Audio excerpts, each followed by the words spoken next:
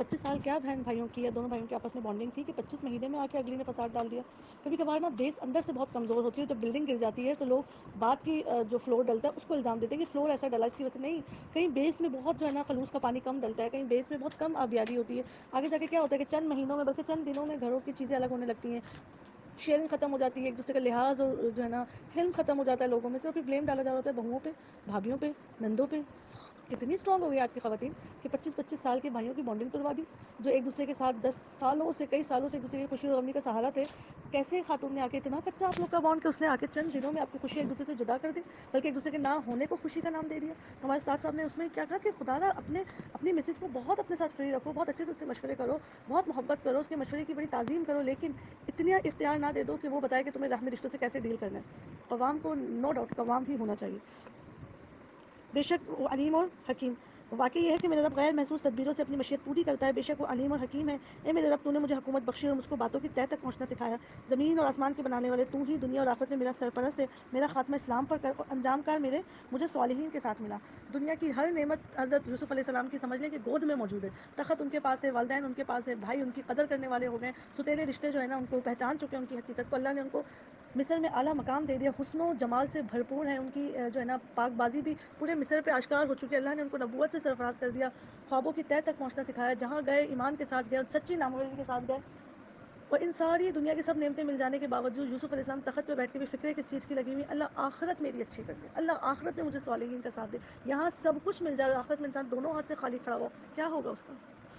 دنیا مانگی ہاں, ربنا آتنا فی الدنیا حسنہ, لیکن فوکس کیا, وفی الآخرۃ حسنہ. کلائمیکس پہ کیا چاہیے اللہ, دا اینڈ آف لائف کیا چاہیے اللہ, کہ میری آخرت سنور چکی ہو. تو یہ چیز بڑی خوبصورت حضرت یوسف علیہ السلام کے قصے سے ملتی ہے کہ آپ کو باقی نعمتوں کی دعا کرتے ہوئے وہ بہت زیادہ نہیں دکھیں گے, اللہ مجھے یہ دے دے, مجھے جلدی چھٹکارا دے دے. انہوں نے تو خود اختیاری قید پسند کیا تھا, انہوں نے خود اس کے اوپر جو ہے اختیاری صبر کیا تھا.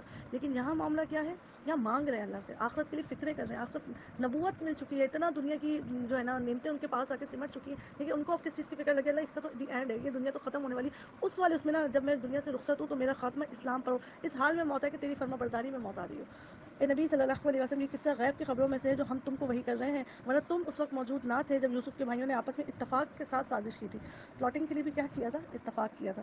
مگر تم خواہ کتنا ہی چاہو ان میں سے اکثر مان کر دینے والے نہیں, حالانکہ تم اس خدمت پہ ان سے کوئی اجرت بھی نہیں مانگتے ہو. یہ تو ایک نصیحت ہے جو دنیا والوں کے لیے عام ہے. یعنی کہ نبی تم سے یہ سوال پوچھا گیا ہے, تم نے پورا قصہ جھوکا تو سنا بھی دیا ہے, سینکڑوں سال پرانی بات تم نے یوں رکھ دی گویا آج کل کی بات ہو. لیکن کیا لگتا ہے جنہوں نے پوچھا ہے انہوں نے ایمان لانے کے لیے سوال کیا تھا, وہ کھوجی تھے, تمہاری نبوت کو کھوج لگانا چاہتے تھے. تو کیا ہوا, تم ان کو سنا بھی دو گے تو ایمان ان میں سے کم ہی لانے والے ہیں. زمین اور آسمانوں میں کتنی ہی نشانیاں جن پر سے یہ لوگ گزرتے ہیں اور ذرا توجہ نہیں کرتے. ان میں سے اکثر اللہ کو مانتے ہیں مگر اس طرح کہ اس کے ساتھ دوسروں کو شریک ٹھہراتے ہیں. کیا یہ مطمئن ہے کہ خدا کے عذاب کی کوئی بلا انہیں دبوچ نہ لے گی, یا بے خبری میں قیامت کی گھڑی اچانک ان پر نہ آ جائے گی؟ تم ان سے صاف کہہ دو, میرا راستہ تو یہ ہے کہ میں اللہ کی طرف بلاتا ہوں. میں خود بھی پوری روشنی میں اپنا راستہ دیکھ رہا ہوں اور میرے ساتھی بھی. اللہ پاک ہے اور شرک کرنے والوں سے میرا کوئی واسطہ نہیں. اے نبی صلی اللہ علیہ وسلم, تم سے پہلے ہم نے جو پیغمبر بھی بھیجے تھے وہ سب انسان ہی تھے اور انہی بستیوں کے رہنے والوں میں سے تھے, اور انہی کی طرف ہم وہی بھیجتے رہے. پھر کیا یہ لوگ زمین میں چلے پھرے نہیں کہ ان قوموں کا انجام انہیں نظر نہ آیا جو ان سے پہلے گزر چکی ہیں؟ یقیناً آخرت کا گھر ان لوگوں کے لیے اور زیادہ بہتر ہے جنہوں نے پیغمبروں کی بات مان کر تقویٰ کی روش اختیار کی.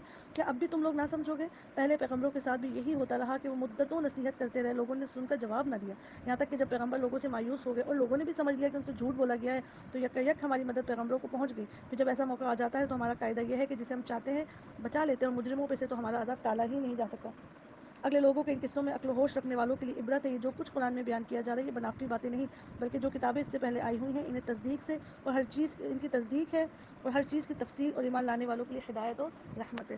الحمدللہ, یہ سورہ یوسف احسن القصص تھا, قصوں میں بہترین قصہ جس میں بالکل family system, first family system کو ڈسکس کیا. باپ کی طرف سے سارے بھائی سگے تھے, لیکن کیا ہوتی ہے یہ ستیلا پن, اور پھر کس طرح انسان جو ہے نا حسد کی آگ میں جلتے جلتے قتل تک کے اقدام کے لیے راضی ہو جاتا ہے, جبکہ ان کی تربیت کسی عام مرد نے نہیں کی تھی, وقت کے نبی کے گھر ان کی تربیت کی جا رہی تھی. کس طرح سے انہوں نے محبت سے سمجھایا ہوگا, تلقین کی ہوگی, 12 بیٹوں کو سنبھالا ہوگا, اور اس دن کے لیے کہ ان کے سب سے محبوب بیٹے کو وہ صرف باپ کی قربت کے لیے قتل کر دیں یا کنویں میں پھینک دیں. اور اس میں آپ دیکھ رہے ہیں کہ کتنا بھی انہوں نے جھوٹ بولا اور کتنا جتھا بن کے کیوں نہ جھوٹ بولا, جھوٹ کی عمر بہت مختصر ہوتی ہے حق کے سامنے. اور اس کے علاوہ ہمیں اس سے بردباری جسے کہتے ہیں افوہ درگزر, یعنی یوسف علیہ السلام کا پورا اختیار تھا کہ ان کو مصر میں قید کر لیتے, ان کے قحط پہ تماشا بناتے, ہنستے, ان کے ٹھٹے مارتے, لیکن انہوں نے تو کتنی محبت سے نہ جتایا, نہ ستایا, نہ بار بار ٹیز کیا. اور کتنی, میں کہتی ہوں کہ واقعی یوسف علیہ السلام کو اللہ تعالیٰ نے صرف اچھی شکل و صورت نہیں, اچھی حکمت دے رکھی تھی, حلم دے رکھا تھا, بردباری دے رکھی تھی. اور نبیوں اور رسولوں کی سب سے بڑی آزمائش یہ ہوتی ہے کہ انہیں اس موقع پہ شکر کرنا پڑتا ہے جہاں عام انسان کے صبر کرنا بھی مشکل ہو. اور کس طرح سے انہوں نے اپنے بھائیوں کو دوبارہ جب ان کے دوسرے بھائی پہ چوری کا الزام لگایا گیا تو کس طرح سے ضبط کر کے پی گئے, وہ بدلہ نہیں لیا. اللہ کے نبی کریم نے فرمایا نا کہ اصل پہلوان تو وہ ہے جو مطلب اپنے غصے کو پچھاڑ دے, بدلے کی طاقت ہوتے ہوئے بدلہ نہ لے.